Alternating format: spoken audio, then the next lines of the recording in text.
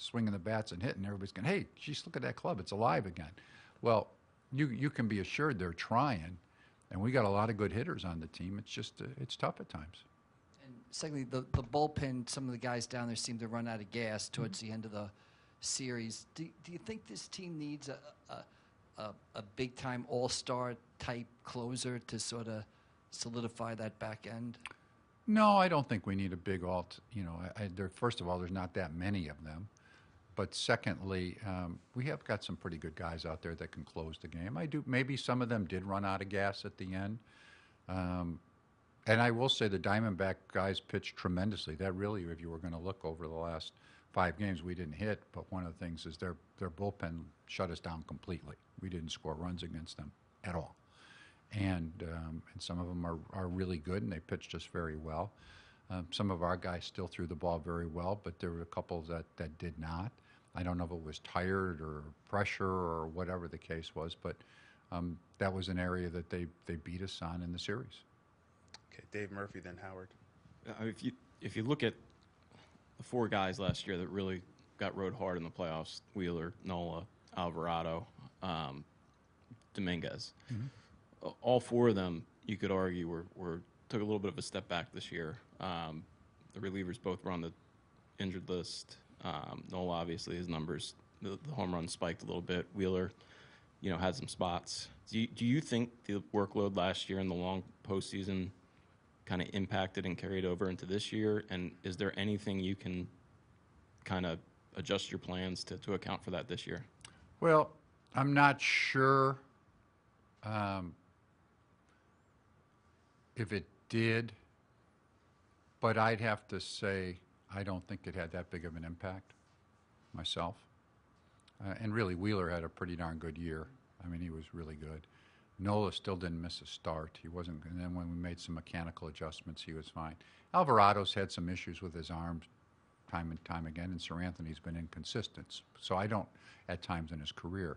So I don't think it had much to do with the workload myself, and I've been around. I know that you have to be careful with guys, which I think we are.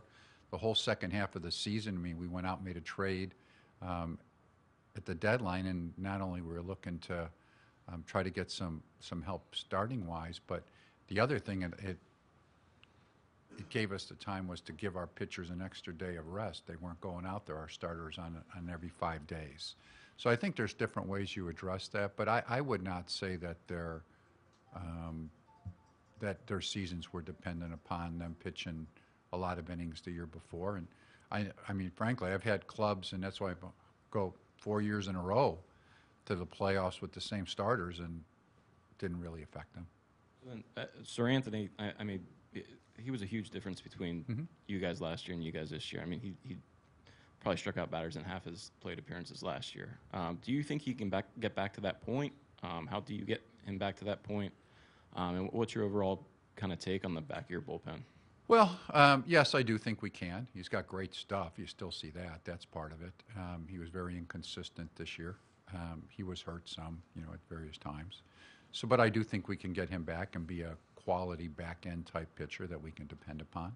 I mean, right now, we talked about Reese and Nola. We have Lorenzen and we have Kimbrel that are free agents. Those are the 4 guys. I'm not sure what we're going to do in regards to those other individuals. Like I said, we haven't made final decisions. But I do feel good about guys that we have. We like Sir Anthony. We think he's done a good job. Hoffman did a tremendous job. I think he can pitch at the back end. Alvarado can pitch at the back end. I think that Soto will be better this year. I think from the very beginning, unfortunately, with him showing up late for spring training and our guys not getting their hands on him as much as early as they would like. I know Kirkering at the end kind of hit an inexperience, but we do like him a lot. So I think we have guys that can pitch at the back end of the bullpen for us, and not that we may not look to add somebody, but I don't think that per se saying, hey, we need to add a high-end closer is a mandatory type thing for us. Okay, Howard in the second row. Thank you. Dave, thanks for taking the time to chat with us. Couple things. You talked a little bit about the conversation you want to have with Bryce. It seems like they would potentially be related to what you'd be doing with Reese, just in terms of at-bats. If Bryce indicates a desire to play first base and that's his preference, does that change the way you think of Reese, or do you see, even in that case, enough at-bats to go around? Well, that's where it's one that I think it's more sitting down with Bryce, seeing where he feels. But I also don't want to put it on Bryce. That's something that we have to decide ourselves. I mean, we go on his input because it's his career and all, but and then we just have to kind of adjust from there. But I would have that type of conversation with, you have those type of things if you have positional questions with. Last year we had it with Stott, when we were moving Turner over. So those are normal conversations, and we just haven't had that, and then we'll just react from there. And just jumping off of that, in terms of what you see defensively from Trey Turner, from Bryson Stott, wondering at this point, is there any thought to potentially flipping them? Is that a conversation that you'd want to entertain as you sort of think about 24 and beyond? No, I don't think so.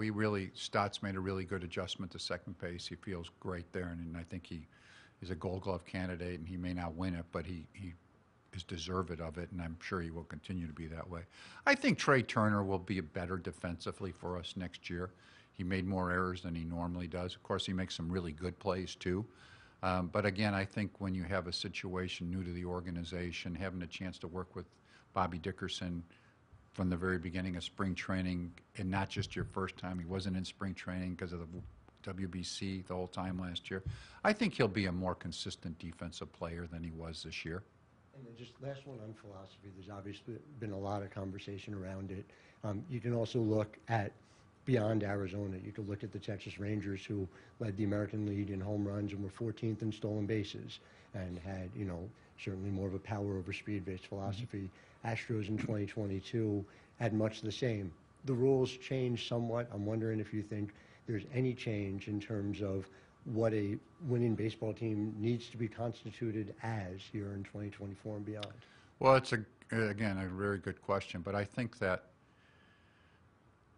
you can win a lot of different ways. And I think what's happened throughout the years is that a lot of people copy who was won that last particular year. But I don't think that there's one style that fits. People ask me, well, ideally, what you would have, right, is you'd have Gold Glovers everywhere that could hit the ball with power and high average and steal bases, right? I mean, that doesn't exist. Well, that's where you would love to have, but then you're in a position where, okay, well, how do we fit? Well, you would ideally like to have really good defense up the middle. More balls are hit there. You need your offense from somewhere. A lot of times it comes at the corners. But you can mix and match. I mean, when I got here a few years ago, we looked at being in a position where we really thought about improving our defense. But you just can't snap your fingers and make all of that happen. There has to be the ability to acquire players in that regard. So if it was Edmundo Sosa and Brandon Marsh, and then we move Stott to second base, and then we get Pache, and then we bring Rojas up. And so you kind of work it all together when it's available. You keep your eyes on things. But again, it's the same way. I think if you have a power-laden club, well, you probably win with power too. But if you have a club that's more speed-oriented, you could win with that club. And I think it's just dependent upon, ideally, you'd have some combination of both. That would be your ideal scenario. But I think you can win either way, depending upon your personnel and how you play at particular times. Sure. Okay, Tim, right in the middle. Dave, given how well he's pitched since coming here, would you like to work out an extension with Zach Wheeler this offseason? Well, without getting in any, because we haven't had these type things, we would hope to have Zach Wheeler in our organization for years to come.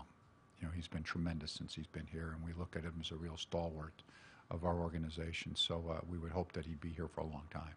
So is that a conversation you plan to initiate with his camp this offseason? I really wouldn't get into contract type stuff in that regard. So other than that. Matt on the left.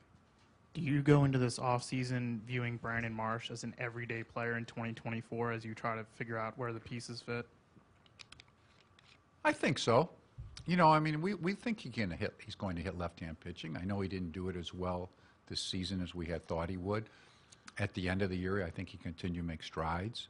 But I can't tell you, when you have young players that are growing, and that's where managers can be so good at this, I mean, there's just certain left-handers and left-handers with young guys that you don't want to overexpose them, that you're just saying, oh, wow, this guy's really, Randy Johnson is prone, you get lefties and righties out, but, okay, this guy's really tough on left-handed hitters. But you may not throw him to the wolves on those particular days, but I think those will become further, those type starters will be out there. I think he'll get more exposure to hitting against left-hand pitching. And to the bigger point about Chase, or whatever we want to say, do you think you have too much of a similar type of hitter in that you have aggression isn't bad, but you have a lot of hitters maybe who profile as aggressive hitters, fewer maybe who profile as more on-base driven guys. Do you think there needs to be a better balance between the patient aggressive approach in your lineup in terms of the profile or type of hitter you have? Not really. No, I mean, and really when you look at it, you're really what comes down to what you want to do is score runs, right? I mean, so that's what your goal is, however you end up doing it. But I think that, I mean, for example, Bryson Stott, he regressed with strike zone discipline this year. Well, he should be a patient hitter. Second year, big leagues full-time, tough year for the league adjusts to you. Well, I think some of that may naturally come from Bryson Stott just continuing to be better in that regard. Bryce, when he plays he's a guy that walks a lot too. So there's another guy that should be like that. I don't think we're going to make, let's say, Turner a more disciplined type guy, but I would hope that he wouldn't swing at as many as time goes on. We can get a little bit less chase out of him. Same thing with Castellanos. You're not going to make that. Marsh walked quite a bit actually this year, so he continued to grow. Schwarber walks, as we know. So there are some guys that are like that in our lineup if they're doing the way they need to perform. But I don't think it necessitates, say, okay, we got to trade this guy who is not as disciplined, that maybe hits home runs and that, for a guy that's much more disciplined, an on-base guy. I mean, I'll take the run production in that case. Okay, Dave, right in the front. When you assess this series, where do you think things turned? You're up 2-0. Game 4 goes down the way it does, but you win. You play well in Game 5, and you're up 3-2. Where do you think things turned in this series? Well, they turned after Game 2, really, right? I mean, we did win Game 5, but we went to Arizona, and I'm not really sure what happened at that point. It's not like we did a lot of things different, but we just didn't perform as well when we got there. We didn't hit, really, is what it came down to. And so after the first 2 games, I think we felt very, we were playing good ball, playing great ball, actually, at that point. And I was really surprised, and we went through that first game. We didn't hit at all. Really, Game 4, we didn't. That's a tough one because, we had that game. We didn't play a good game, really, Game 4. It really was not. But we were ahead late in the game. In a short series, you give up a game like that, it can be tough. And then we bounce back, like we have often in Game 5, and really had a great game. And then I'm not sure what happened here because it's the one thing that normally hasn't happened for us. I mean, we played so well at home, played so well in the postseason at home, a lot of confidence level.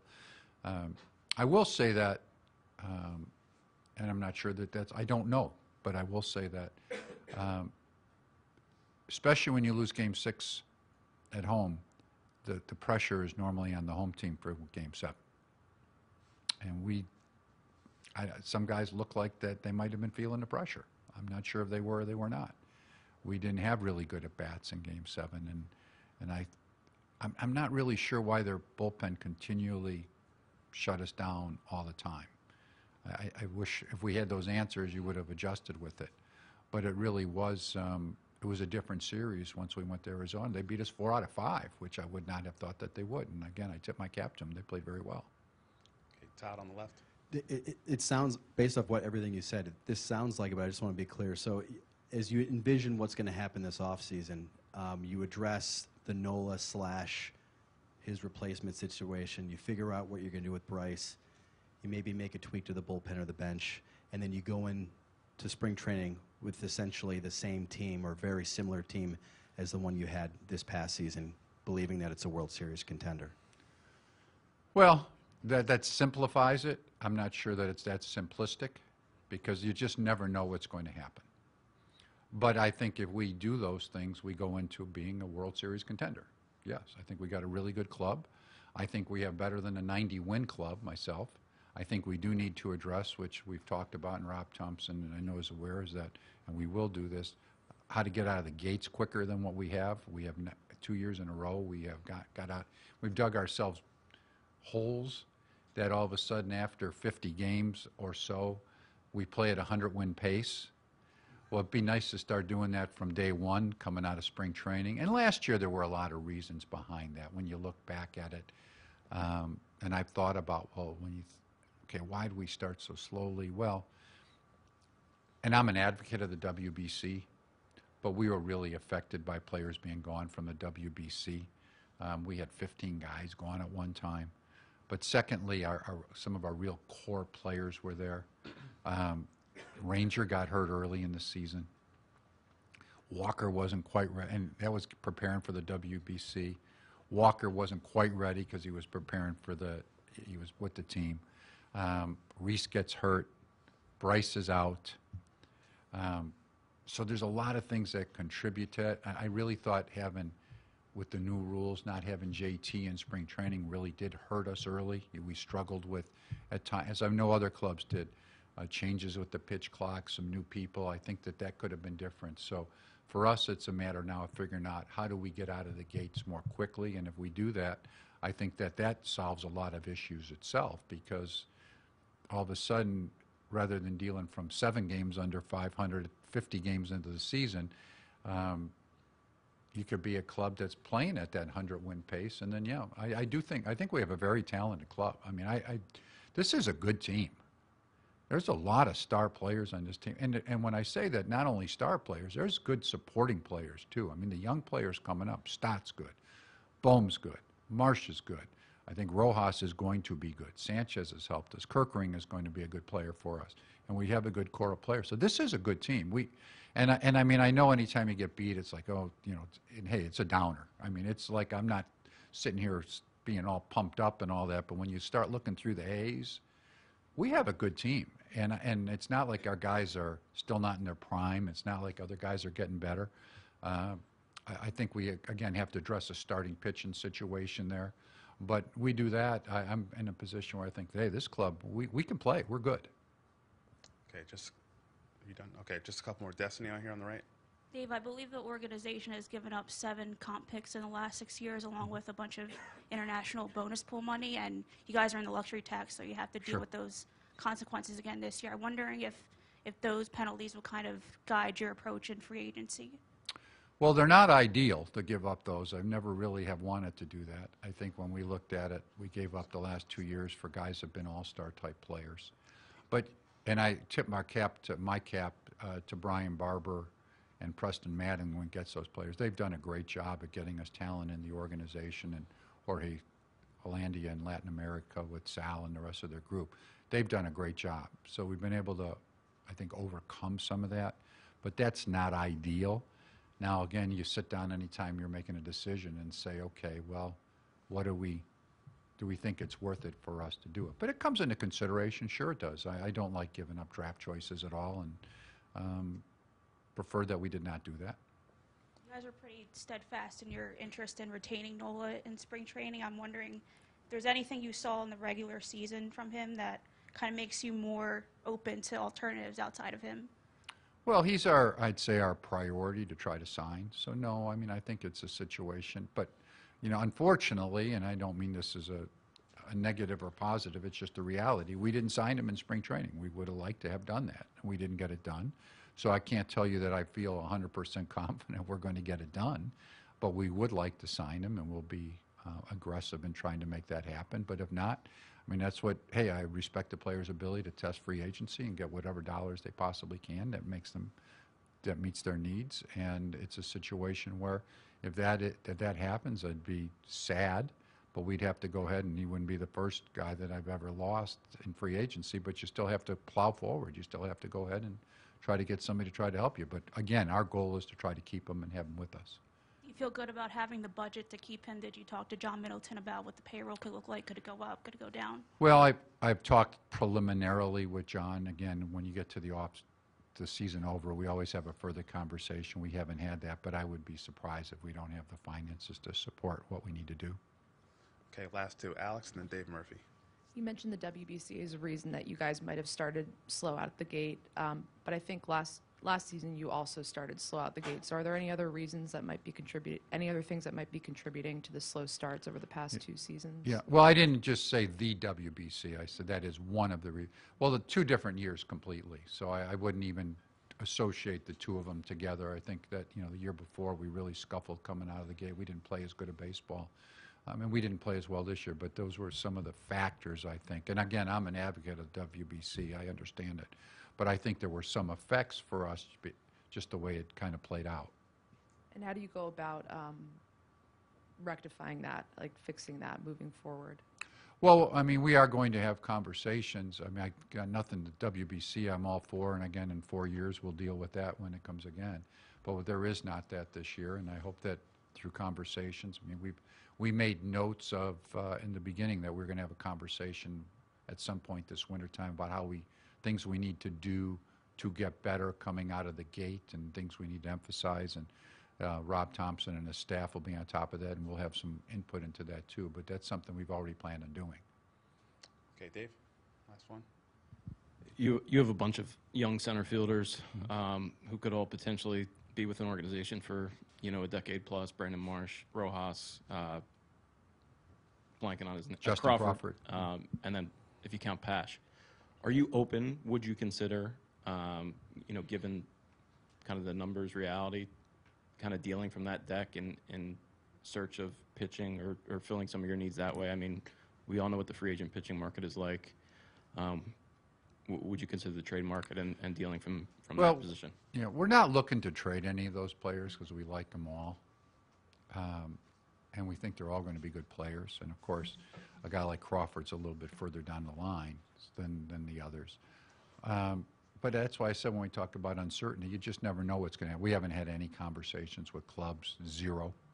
And so those will be things when we start going to the general managers meetings that you start to have, and you just see what's out there at the particular time. Don't close any doors in trying to get better. But, again, we like all of those players and are not looking to try to trade them. We think they're all really good big league players. Okay, great. Thank you, Dave. Thanks, everyone, for joining us. Rob Thompson will be in here in a few minutes. Okay. Thank you. Thank you. I'm sure we'll be in contact. Thanks, Kevin.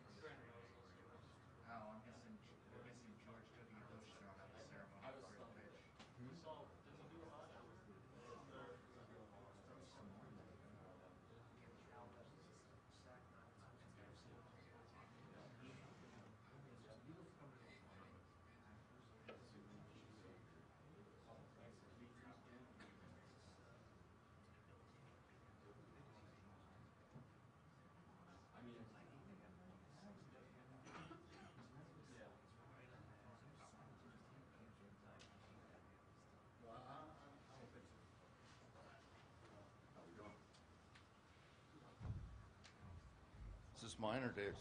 That's yours. It's new. Give the plug back to Smart Water. We're good now. I love it. Yeah. Okay. All right, guys. We'll take questions for Rob Thompson. Same thing with the microphones. Howard wants to lead off. Go ahead. Perfect.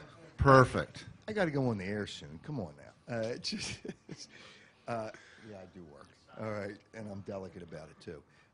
Rob, the way Arizona played the game, as a baseball guy, you've seen that before. Speed at the top of the lineup. Not a lot of home runs, base hits. They only had one extra base hit in the clinching game. How much thought have you put into putting speed at the top of your lineup to try to, I know you have power, but to have more speed at the top of the lineup to try to generate runs that way? How much thought have you put into that? I've put a lot of thought into it over the course of the year, over the years that I've been coaching or managing. They're built that way. That's how they're built, to score runs. They've got some on-base guys at the top that can run, so they steal a lot of bases. They got a little bit of thump in the middle of their lineup.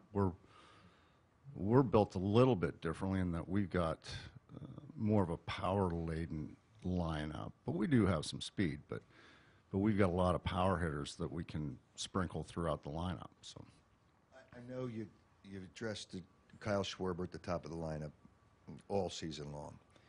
However, he's got the lowest, one of the fewest amount of RBIs for a guy that hits that many home runs.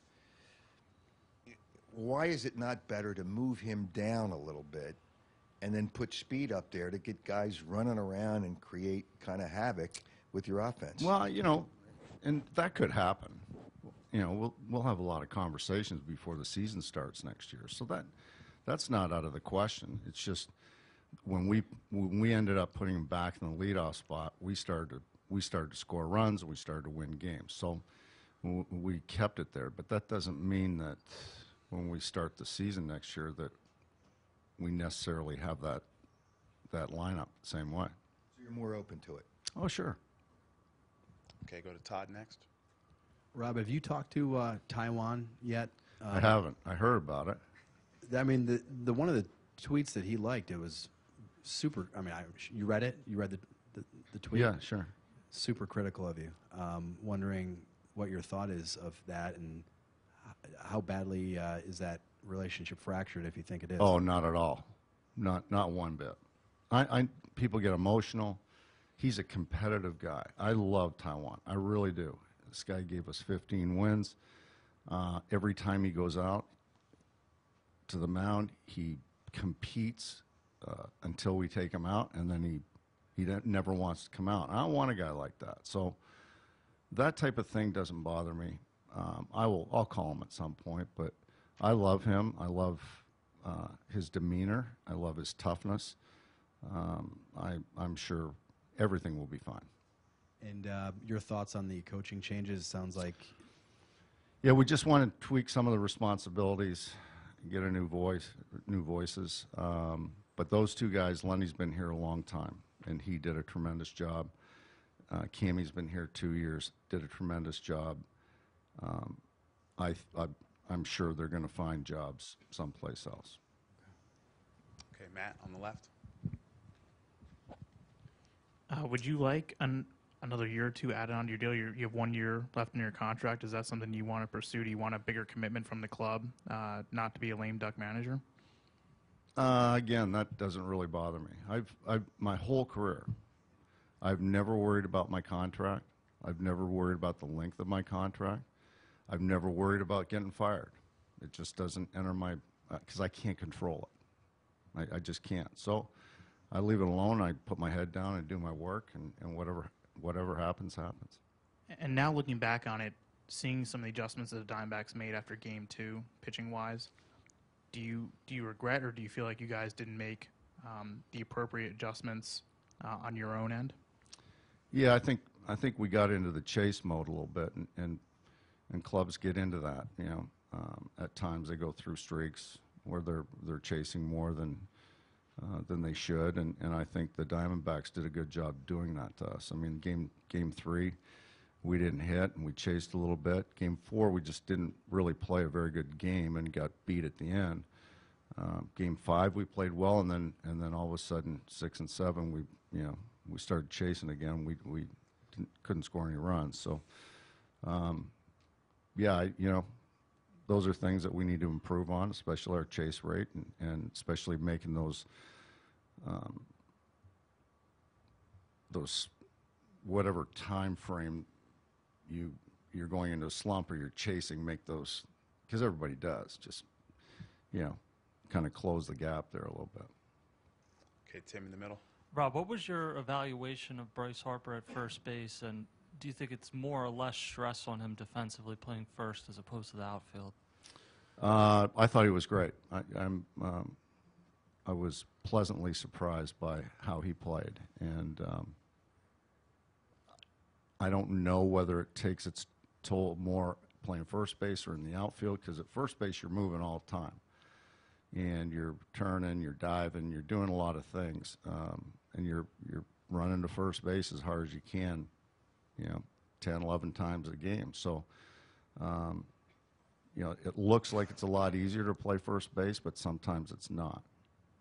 Obviously, there's some decisions that have to be made, but if he went back to the outfield, is there part of you that just thinks leave Castellanos in right field, given that he seemed to get comfortable there this year, and have Harper in left? Yeah, so those are all conversations we're going to have with people. First of all, we got to have the conversation with Bryce, what he prefers.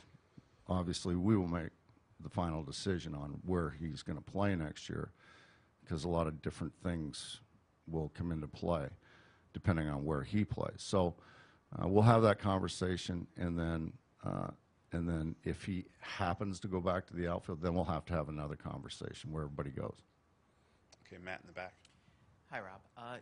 You've said before that offense kind of comes and goes sometimes, and some of the aggressiveness is in some of these hitters' DNAs. I wonder what you see as kind of the manager's role in maybe trying to even some of that out when you're in a playoff series. What kind of a role do you think you play in that, and has the experience of the last 2 postseasons adjusted how you approach that in any way? Yeah, my role is really conversations. What I'm seeing, it might be with a hitter, it might be with Kevin Long, but just making sure that we're aware of what we're doing. We're aware that we're trying to improve and trying to make some adjustments along the way. How we're going about that, those are the things that I can do. I'm not going to go down to the cage and start doing drill work with hitters, because that's a hitting coach's job. But it's just, and those guys are aware, and they work hard, very, very hard at it. Sometimes it just doesn't happen. Okay, Howard, second row. Rob, a couple things. First, on the bullpen, and we talked a little bit about this during the series. You guys ended up having 9 different relievers record saves this year. You were 10 last year, and most of the, under your watch. Is that a preference? And if not, if you'd prefer to have, a primary guy to be able to get those final outs, do you see Kerkering and Hoffman as potential options there, should Kimbrel sign somewhere else? Yeah, I don't think I really have a preference. I kind of try to deal with what is on our plate, and but I do think that Kerkering and Hoffman both have big-time stuff, and I think that they have the ability and the mindset to be able to pitch in the 8th, 9th inning. And then just to jump off of the Bryce question, like you said, first base is a challenging position. As well as he played there, you saw some times, even in the postseason, some collisions at first base, some things where, you have a full offseason to work on it. Presumably it would change things. I just wonder what you think his defensive upside is at that position. Oh, yeah, I think there's still more to grow there. I think I'm surprised at where he played at the level that he played at this year, but I think he can even get better. Thank you. Okay, go to Dave right in the front. Rob, I recognize it's only 2 days removed from the series, but what do you think you learned from this series against the Diamondbacks? I think that, there are a lot of, just reflecting on it, there are a lot of decisions being made bullpen-wise. So there are some things there that I would want to change, and I'm not going to be specific. The lineup situation. there's some things there that maybe I need to be a little bit more adaptable, you know. But every decision I make, there's always a reason. Now, was the reason correct? Those are the things I reflect on. And I know you don't think about your contract situation, but and I know that you're very excited about coming into next season, but you were looking to retire last season. So, like, how do you envision you going forward, not from a contract standpoint, but just could you see yourself having wanting to manage this team beyond next year and for many years? Oh, going forward? absolutely. I believe me, I love this city and this organization, this team. I've never had as much fun in my life as I have the last couple of years, and so, yeah, I can envision that. Okay, Alex in the back left. Hey, Rob. This is a tough division, as you know. You guys were able to move past the Braves for the past 2 seasons in the playoffs, and I'm wondering, does this feel like a missed opportunity to you? Anytime you don't win, it's a missed opportunity to me, especially when you get in the playoffs, because anything can happen. But to where we got to, and I said this the other night, the last 2 years, it's tough to get to where we got to. And so, although it's disappointing, I'm still proud of our players for getting us to this point. But we still have some work to do, and we need to finish it off. And what was your message to the players heading into the offseason? Basically, it was just they have nothing to be ashamed of because they played hard, and you can point out all the mistakes that people made, but they played hard. They competed, and they prepared for us every day, and they worked hard every day for us. They did everything we've ever asked. So I'm proud of them for that. And I told them I loved them all, and I'll be in touch soon. Okay, Destiny over here on the right. Rob, you mentioned earlier that you wanted to tweak some responsibilities on the coaching staff. Do you know what that entails, and do you plan on hiring replacements for those positions? Yes. And yes. So we'll find out about that later. Sure. And Dave kind of asked this question, but like personally, how are you dealing with the heartbreak of the loss? It's difficult, you know. It's difficult. There's a lot of reflection. There's, as I said the other night, 2 days ago, 2 weeks ago, 2 months ago, I wouldn't expect us to be where we're at right now. So it's very disappointing to me, and I'm accountable for everything that goes on around here. So, you know, at some point, we're going to have to turn the page and get going on to next year, and we've done a little bit of that so far, but it's disappointing. Okay, Matt on the left. Dave asked you about reflecting on the series and maybe what you learned, and you said something about the lineup. What specifically? Was it maybe decisions in game, pinch hitting, or was it decisions Sure. about? Both the, you know, moving people around, pinch hitting, all those things. I think about, or I reflect on almost everything on a nightly basis, and then after the series was over, I'd go back and work through each game and try to figure out, okay, where could we have done some things differently, and some things, even things that went well, you're looking at and thinking, okay, was that really the right move? Because that could have backfired there. And as you guys, and this is, Dave was asked this too, but as you guys begin to figure out where all the pieces fit this offseason, do you see Brandon Marsh and Johan Rojas as everyday players in this league next year?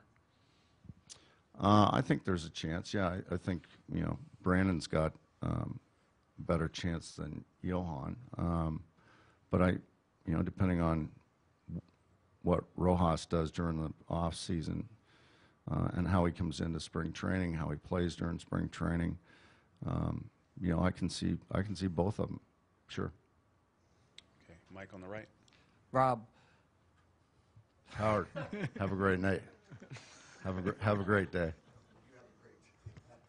I'm sorry, excuse No, you're good. It's 2 years in a row. hey Rob, looking back on it now, how would you assess Trey Turner's year, and are you confident that the Trey Turner that you're going to have next year is not the guy that you saw for the majority of this year? I am confident in that. You know, he had a down year for him defensively. The started the year off very slowly offensively. I think he's more comfortable now. He's not going to try and do too much like he did at the start of the year this year, and I think that affected him. So I think he's going to have certainly a much better year defensively, and I think the numbers, because he will be comfortable at the start of the year, the offensive numbers will be even better as well. And obviously, a decision has to be made on Kimbrel and his status. But Dave was said he's comfortable with a lot of the guys in the back end of that bullpen. I mean, how do you feel about the guys that are back there now? Or do you think there needs to be some additions there? Well, I agree. I'm comfortable with who we've got. We've got some high-powered arms down there that can handle pressure and can handle moments. So, and I'm sure that there will be guys over the off season that come up. And but with the people that we have left, I'm very comfortable with that. Do you think Sir Anthony is a guy who can get? I mean, he seemed to regress a little bit this year. Can he be more consistent next year? Oh, no doubt. He's still got great stuff. He really does. And the fastball, high 90s, 100, the slider, I think, we'll tune that up a little bit in spring training so he has some confidence with it. And I think he's going to be a lot better next year and more consistent next year. Okay, Dave in the front. After the game the other night, Kyle said, everybody's sick, and Nick referred to it as an underachieving season, and Bryce said he felt bad. He felt he let the city down and the team down for not coming through in the seventh. How can you guys use the disappointment of this series going forward? Well, it's a motivator, and the one thing we are now that we weren't last year, now we are the hunted. Last year we were the hunter. So now we have to, take that mindset and that nobody's going to lay down for us. People are going to come after us constantly. So you have to be aware of that and be on guard for that. And you got to play well, get ahead, and then put people away because they're not going to quit. Okay, Howard in the second row. Rob, just in terms of the pitchers for next year, who are in the system, and Dave talked a little bit about this, I'm wondering who you're most intrigued to see next spring, whether it's Mick and what he was able to do late in the year, whether it's Griff, who obviously has, a lot of different pitches but has struggled to command them, and, the potential options in 24, but wondering what you're looking for out of them next spring for you to get a sense of when in 24 they might be helped. Yeah, I think just being comfortable being around the clubhouse and even though it's a spring training game, it's a big league game for them. Being comfortable pitching in that atmosphere, being able to throw strikes and execute pitches, that's basically what I'm looking for. And just related to what, obviously been the three we've talked about with Painter, who's gone until likely 25. You see the reports every day, but you don't get to see them in person. Who's somebody who, beyond that big three, that you're most intrigued to get a look at come next spring? Well, I think it was Kirkering, but then we got to see him. So I'd have to think about that to come up with a name. But Okay, Matt in the back. Rob, I know the decisions on Aaron Nola and Rhys Hoskins are above your pay grade, but I wonder if you can reflect on how important those two guys have been to the clubhouse dynamic that you talk about a lot, and from your perspective of being around them. yeah, both Phillies through and through. Came up through the system. Nola, I'm not sure when the last time he missed a start. He's just been a workhorse for this organization for a long time. Rhys comes up, has these big power numbers. He's a guy that can control the strike zone, gets on base. He's going to hit 30 home runs. But both of those guys are just A-plus human beings, and a sounding board and a calming voice in that clubhouse. And what they've done in the city to raise money for people through their charities. They are really, really true professionals. Todd on the left. Do you think Reese would have made the World Series roster? Not sure. He was doing, because we never really talked about it. We never got to that point. But I can tell you this: he was doing really well down there, really, really well, and his running was coming along. I'm not sure what we would have to sit down and look at Texas's roster and see where that fit would be for a pinch hitter. So we never really got there. Okay, anything else for Thompson? Okay. All right. Thanks, everybody. Thank you, Rob. Thanks, Appreciate it. everybody. All right.